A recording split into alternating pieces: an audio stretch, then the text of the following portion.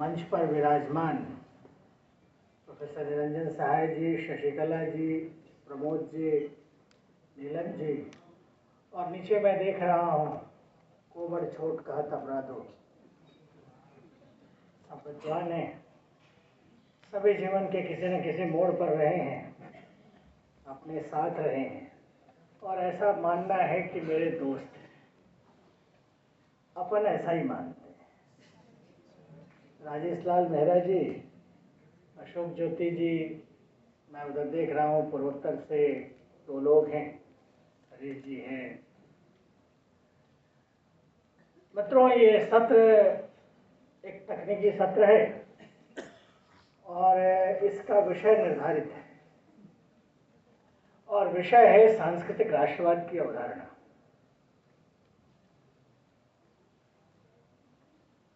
सांस्कृतिक राष्ट्रवाद की अवधारणा के विवेचन के क्रम में हमारे विद्वान वक्ताओं ने अपने अपने विचार किए और उन विचारों से कुछ न कुछ सूत्र मिल ही रहे होंगे, पर अपना मूलतः विषय केंद्रित रहेगा कि सांस्कृतिक राष्ट्रवाद है क्या। यही विषय अभी दिया गया है।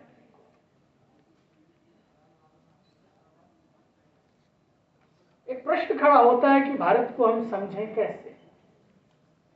आइडिया ऑफ इंडिया क्या है, जिसे भारत कहते हैं, भारत होने का भाव क्या है, भारत बौद्ध क्या है,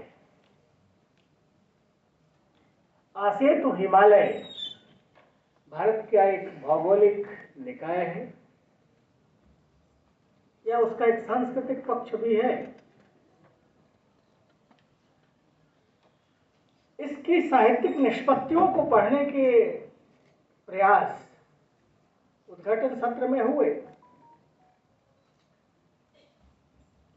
कई बार जब साहित्यिक प्रयास होते हैं तो उनकी अपनी सीमाएं भी होती हैं।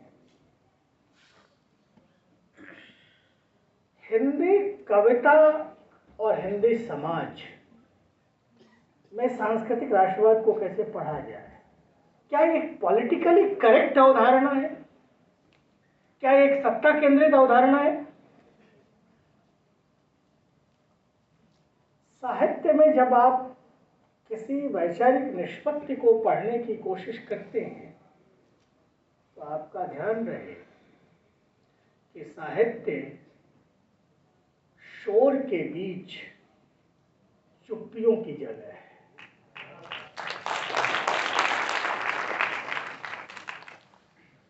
वो कमजोर आदमी का घर है। जब आप जीवन में इश्क नहीं कर पाते तो कविता में इश्क करते हैं।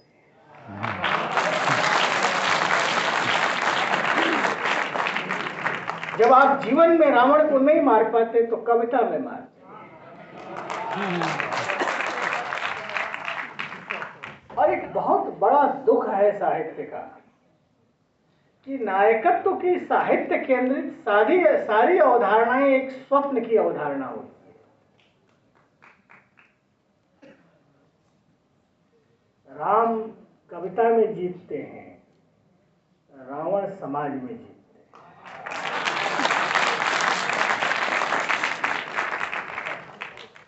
भारतीय हिंदी राष्ट्रवादी कवियों के साहित्यिक सामाजिक विरासत को सांस्कृतिक राष्ट्रवाद के संदर्भ में कैसे पढ़ा जाए? देखिए, हिंदी समाज और हिंदी कविता में एक बड़ा द्वैत रहा है। द्वैत समझते हैं ना? तो मेरा नहीं, मैं तेरा नहीं। जो हिंदी का बड़ा कवि है, हिंदी समाज का बड़ा कवि है, वो हिंदी विभागों का कवि नहीं है। और जो हिंदी के विभागों का कवि है उसे हिंदी समाज पूछता है।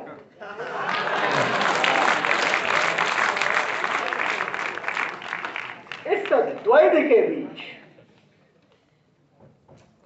हमें सांस्कृतिक राष्ट्रवाद को समझना है। देखिए, हम नेशन नहीं है, हम राष्ट्र हैं। नेशन इसलिए मैं कह रहा हूं, नेशन अंग्रेजी के लैटिन के नेटिव शब्द से निकला है। मैं जब नेशनलिज्म जैसी बातें की जाती हैं ना, तो उससे थोड़ी सी असहमति रखता हूं। एक राष्ट्र के रूप में हम एक जीवंत सभ्यता हैं। हमारा राष्ट्र हमारे जीवन और हमारे सातत्यता का हिस्सा है। दुनिया में बड़े अत्याचार नेशन स्टेट थियरी पर हुए हैं। वो जो दुनिया को सभ्य बनाने निकले थे, जो साहब बहादुर इधर आए थे, वो नेशन स्टेट थियरी की ही निष्पत्ति थी। और आप लोग विद्वान लोग हैं, और ऐसा मानना जीवन को सुख देता है। मौलवी जी की बगिया है, तो ऐसा मानना कि विद्वानों के बीच बोल रहा हूं एक सुख का भाव देता है।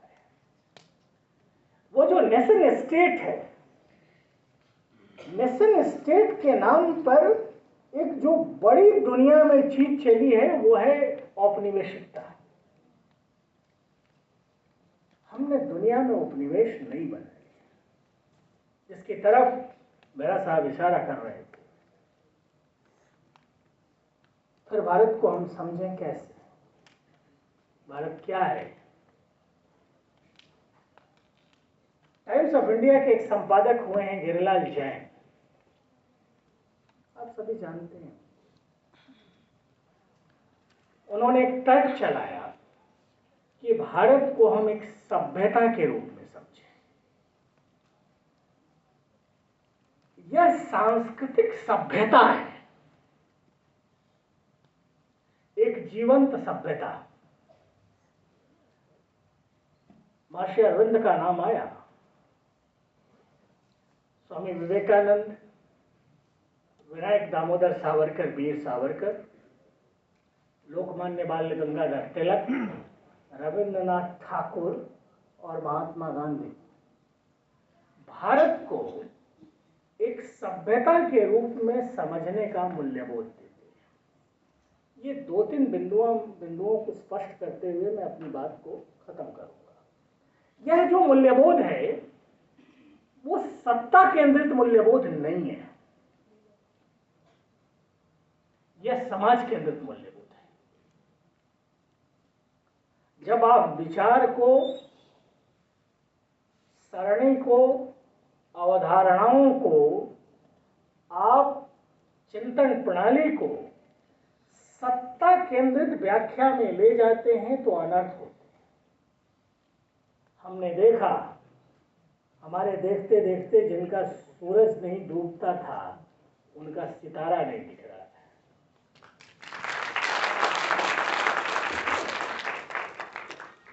एक विचारधारा जो भारत के शैक्षणिक संस्थानों में रही है, वो सत्ता केंद्रित विचारधारा रही है।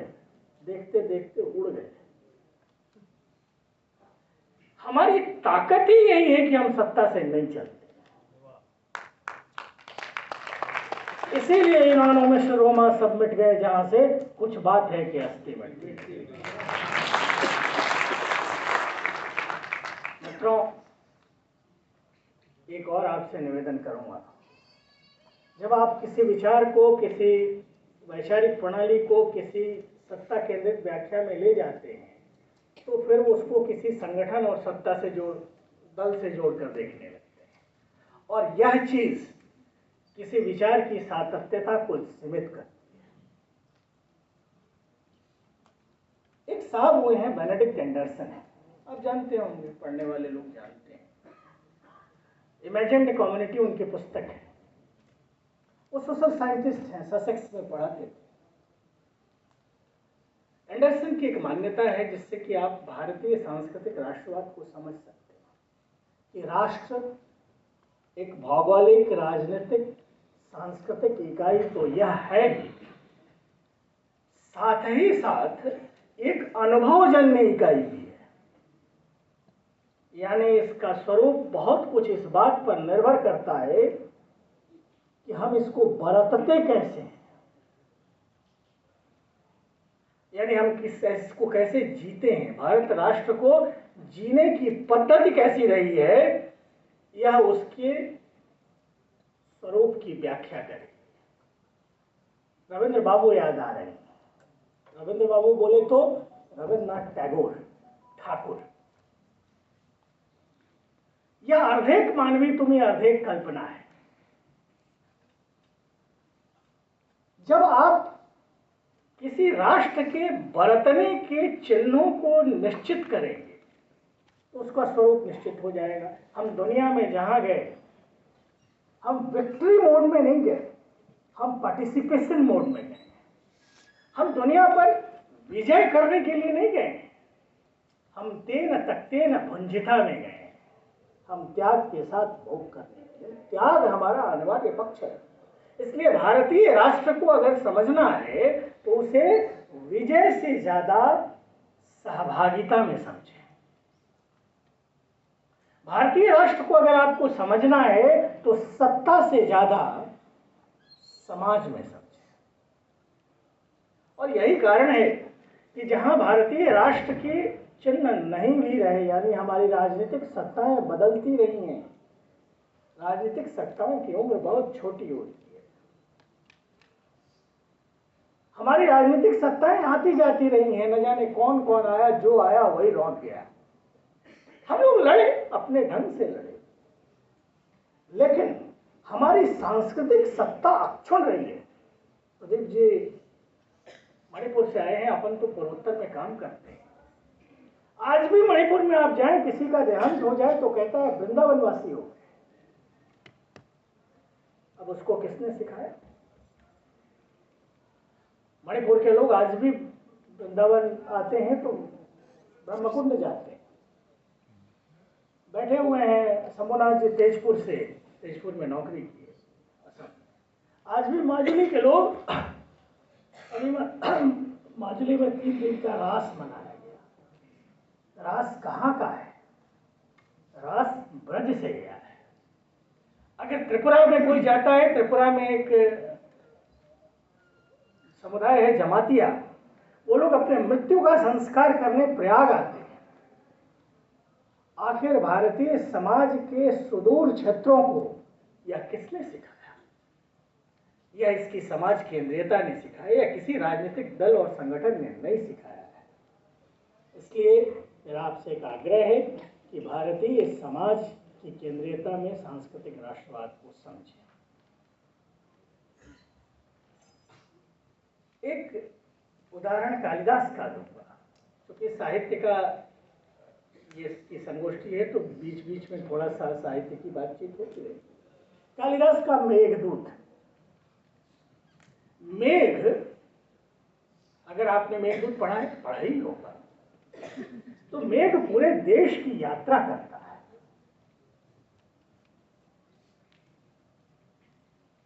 आर्या सप्त संधवा की परिकल्पना इसी सांस्कृतिक राष्ट्रवाद की परिकल्पना है। तमिल का एक कवि है सुब्रमण्यम भारती। सुब्रमण्यम भारती शिवाजी पर कविताएं लिखते हैं। अगर आप कार्बी क्षेत्र में गए हों, यहाँ प्रभात जी बैठे होंगे, नहीं बैठे, कार्बी इलाके से ही आए हैं, पहले वहां नौकरी करते थे। कार्बी आंगलों आबलाओं का इलाका है, आंगलों का असम में। कार्बी आंगलों में आप जाएं तो वहां तुलसी की पूजा होती है। वहां छाबिन नालू रामायण करके राम कथा चलती है। किसने सिखाया सर? भारतीय राष्ट्र को इन्हीं समाज केंद्रित चिन्हों में आपको पढ़ना होगा। मित्रों, मैं एक दो चीजें और आपसे कहकर इस विषय को समाप्त करूंगा।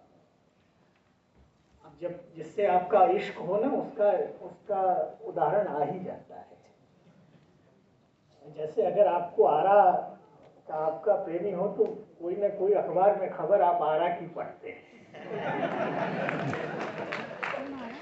श्रमण शंकर देव का उल्लेख करना चाहता।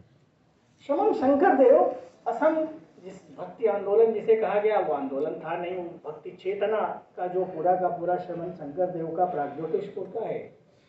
अगर आप देखें तो श्रीमंत शंकर देव एक भाषा चलाते हैं।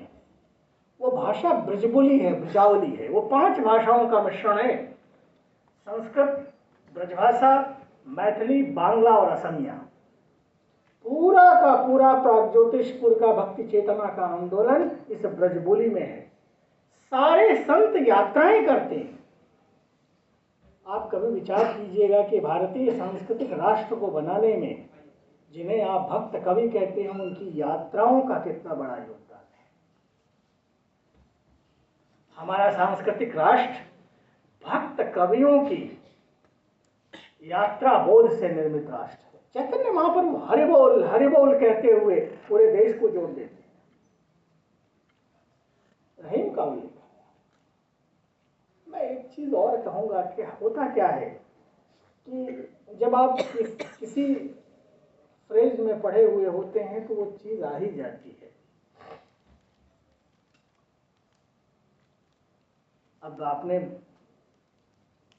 ट्रेन जर्नी पर आपको ऐसे लिखने को आ गया और आपने क्रिकेट मैच पर ऐसे बनाया हो तो आप लिखते यही हैं, We were 22 friends going by a train. Suddenly the train stopped and we started playing cricket. It is Faiz, शायर आदि का उल्लेख किया जाता है ना, इनकी कविता को इनकी इस्लामिक चेतना से अलग करके आप नहीं पढ़ सकते। इनका राष्ट्र इनके इस्लामिक चेतना का सेकेंडरी उपादान है। थोड़ा सा चरमेरी वाला विषय है क्योंकि ट्रेनिंग दूसरी है ना। मित्रों, जब आप भारतीय राष्ट्र को पढ़ें तो पॉलिटिकली करेक्ट अवधारणा में न पढ़ें। पॉलिटिकली करेक्ट समझते हैं वो जो सेकुलरिज्म, हिंदू मुस्लिम एकता, प्रेम प्रेम भाई भाई, साहित्य आपको कुछ कठिन प्रश्नों को भी पढ़ने की अनुमति देता है। मित्रों, यह विश्वविद्यालय महामना का यह विश्वविद्यालय एक तर्क उपलब्ध कराता है। अगर आपको पढ़ना ही है तो ताज बेगम को पढ़ें। छैल जो छबीला सब रंग में रंगीला, बड़ा चित्त का अड़ीला, कहूँ देवतों से नारा है, माल गलासो है नाक मोती सेठ जो है, कान कुंडल मन मोहे लाल मुकुट सरदारा है, दुष्ट जन मारे सब संत को उबारे ताज, चित्त में निहारे प्राण प्रीत करन वाला है। जिनकी अगर आपको हिंदू मुस्लिम एकता में ही भारतीय सांस्कृतिक राष्ट्रवाद को पढ़ना है तो सनातन संस्कृति और इस्लामिक मूल्यबोध, आपकी पूजा पद्धति अलग हो सकती है पर आप सांस्कृतिक मूल्यबोध आपका ताज का हो, रसखान का हो, नियामत खाजान का हो, तो आप भारतीय राष्ट्र को समझ पाएंगे। भारतीय राष्ट्र को सनातन की चेतना से इतर नहीं पढ़ा जा सकता है।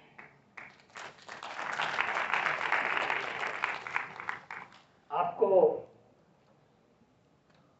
हिंदुआनी का पाठ जो कि इन्हीं एक मुस्लिम कवयित्री के द्वारा दिया गया है, सुनो दिल जानी मेरे दिल की कहानी तुम, दस्त ही बिकानी बदनामी भी सहूंगी मैं, देव पूजा ठानी मैं नमाज हो बुलानी, तजे कलमा कुरान सारे गुनर गहूंगी मैं, नंद के कुमार कुर्बान तेरी सूरत पे, हूँ तो मुगलानी हिंदुआनी बन रहा हूँ।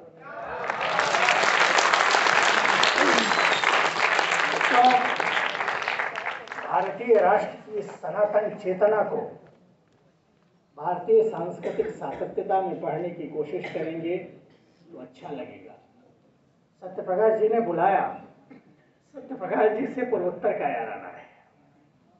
मैं जाता था, अपन को लड्डू खाने का शौक था तो एक NDRF की कैंटीन से ये लड्डू वड्डू लेके तो हमारा प्यार बढ़ता गया। आप आए BHU तो यहाँ भी आपने एक अच्छा परिवेश बनाया, मुझे अच्छा लगा। जहाँ रहेगा वहाँ रोशनी फैलाएगा, किसी चिराग का अपना मकान। ऐसे लोग जो कि कुछ न कुछ अच्छा करते रहते हैं, संस्कृति के चिन्हों को पढ़ने की कोशिश करते हैं, यही चिन्ह हमारे सनातन के चिन्ह हैं। अगर साहित्य पर बात कभी होगी तो इन्हीं चिन्हों को एक बरस हिंदी साहित्य को पढ़ने की कोशिश करूँगा। यह अच्छी बात है कि काशी में एक शुरुआत हुई है और ऐसा माना जाता है कि काशी जो पहले कहती है देश धीरे धीरे कहता है। आपका आभार।